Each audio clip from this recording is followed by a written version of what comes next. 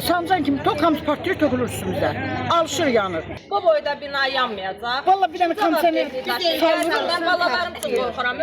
Şirvanda etiraz gözlənilir. Sakinlər bildirir ki, otağın birini onlara 2-3 minə satıblar. İndi də binaya gələn qaz, işıq xəttin kəsiblər, çarəsiz durumdadırlar. Şirvan şəhərində müraciət etmədikləri dövlət qurumu qalmayıb. Amma nə fayda?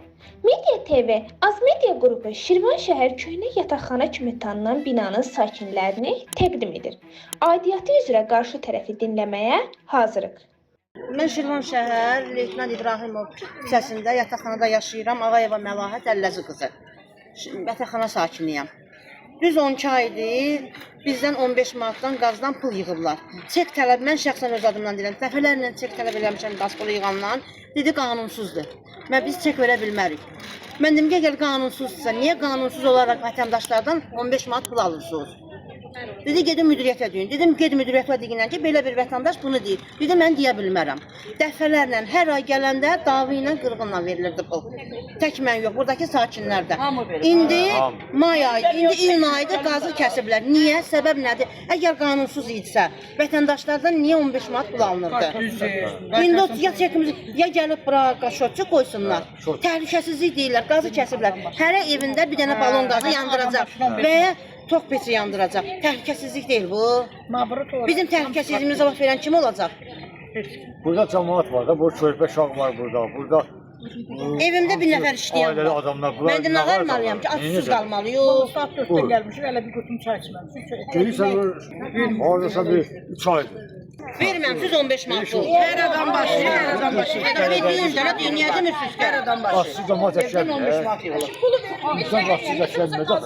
Yo, niyə ki pulu verirəm? Çəkin versin qanuni surət. Gəlsin qanuni surət eləsin hər şey. Demir avareniydi, cəmaatı köçürlərlə kəsərlər və bu qazı, indələn qazı niyə kəsirlər? Valla bilmirəm neçə ailə yaşayır. 60 mənzillidir.